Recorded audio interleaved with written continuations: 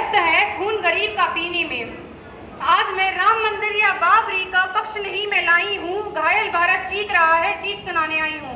Respected principal sir and dear teacher and dear my friends, मैं Jyoti Dagar class 12th A से आपके सामने स्वतंत्रता दिवस के बारे में कुछ कहना चाहूंगी। महोदय, दर्द तो हद से ज्यादा तब गुजरने लगा जब छत्तीसगढ़ पुलवामा में शहीद हुए जवानों की शरीरों के टीले हमारे सामने आते हैं। रेत के टीलों के ऊपर उनकी लाशें हमारे सामने आती हैं। जम्मू कश्मीर में खून से सनी हुई सड़कें हमारे सामने आती हैं। महोदय, अब तो तिरंगा झंडा भी हमसे यह पूछने लगा है, क्या बात है भारत, आजकल तुम फहराने से ज्यादा कफन में दफनाने के क्यों काम आ रहे हो? क्यों काम आ रहे हो तुम दफनाने के? अब महोदय, अब मेरे कुछ प्रतिपक्षी ये कहते हैं कि मानवाधिकारों से ही हम आतंकवाद को खत्म किया जा सकता है, लेकिन महोदय, दर्द तो हद से ज्यादा तब गुजरने लगा जब एक माँ अपने बेटे की चीथड़ों को देखकर बोली कि साहब, आप तो भर्ती में 1 इंच कम नहीं लेते, मैं आधा शरीर कैसे ले लूं, मैं आधा शरीर कैसे ले लूं। अब तो आतंकवादियों के आगों की आकांक्षाएं नागफनी उनकी हस्ती हैं, लेकिन हमारे जवानों की तुलसियों के आंगनों की तुलसियां अभी रोती हैं।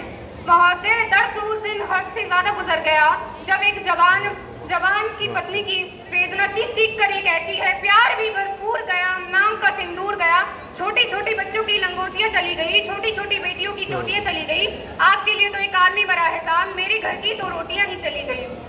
क्या कहते हैं, आतंकवाद को खत्म केवल मानवाधिकार से ही नहीं किया जाता है।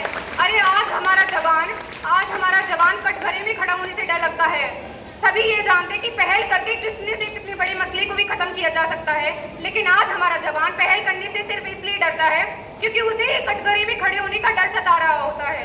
इसलिए आज एक जवान यह सोचता है कि सांप मरे न मरे, लेकिन लाठी नहीं टूटनी चाहिए, उसे अपनी नौकरी का डर सता रहा होता है।